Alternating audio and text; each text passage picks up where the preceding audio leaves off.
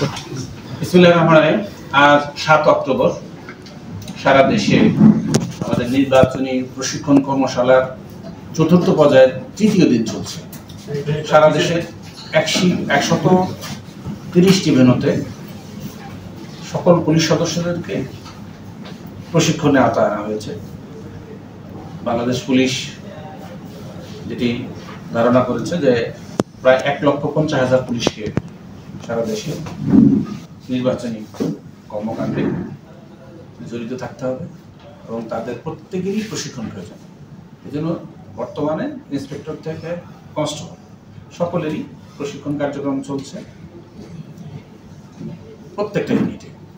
এই প্রশিক্ষণ কার্যক্রমকে সফলভাবে সম্পন্ন করার লক্ষ্যে এর পূর্ব থেকেই একটা ব্যাপক প্রস্তুতি গ্রহণ করা হয়েছে।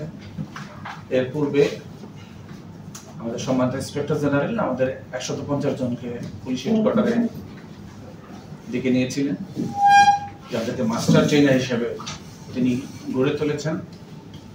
বিভিন্ন এক্সপার্টদের দিয়ে বিভিন্ন বিষয়ে প্রশিক্ষণ দিয়েছেন। সেই মাস্টার ট্রেনারগণ বিভিন্ন ভেন্যুতে প্রয়োজনীয় সংখ্যক প্রশিক্ষক তৈরি করেছেন। এটি ছিল আমাদের দ্বিতীয় এবং তৃতীয় পর্যায়ে। দ্বিতীয় তৃতীয় পর্যায়ের প্রশিক্ষণের পরে বর্তমানে সেই প্রশিক্ষকগণ প্রশিক্ষণ দিচ্ছেন। এই প্রশিক্ষণের উদ্দেশ্য মোটামুটি 3টি।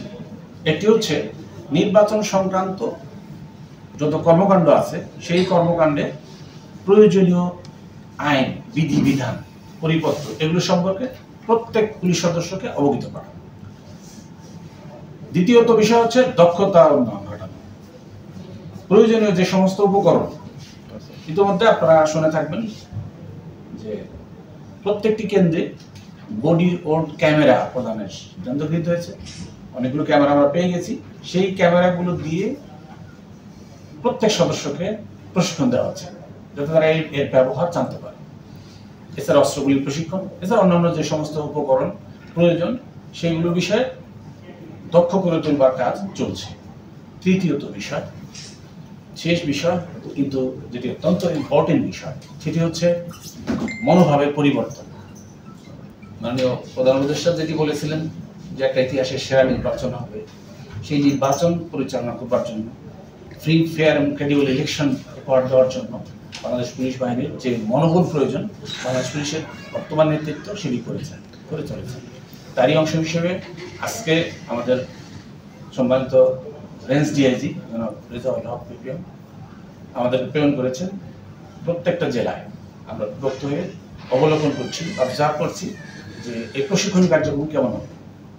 আমি দেখলাম মাঠ পর্যায়ে এসে চুয়াডাঙ্গা পুলিশ লাইনে প্রশিক্ষণার্থীর কাছ থেকে ফিডব্যাক নেওয়ার চেষ্টা করলাম। এটি বিষয় যে কি কি আইন জানতে হবে সেটি তারা বুঝে গেছে। হয়তো ওই আইনের ভিতরে কতটুকু রপ্ত করতে পারতে যে সময় লাগবে, কিন্তু কি কি আইন জানতে হবে, কি বিধিগুলো জানতে হবে সেটি তারা বুঝে গেছে। আশা করি তারা আরো পড়াশোনা করবে, আরো বেশি নিজেকে যোগ্য দক্ষ করে গড়ে তুলবে। প্রয়োজনীয় যে উপকরণগুলো, বডি ওর্ন ক্যামেরা, এগুলোর ব্যবহার তারা শিখে গেছে। এছাড়া যে বিষয়টি ইম্পর্টেন্ট, আমাদের যে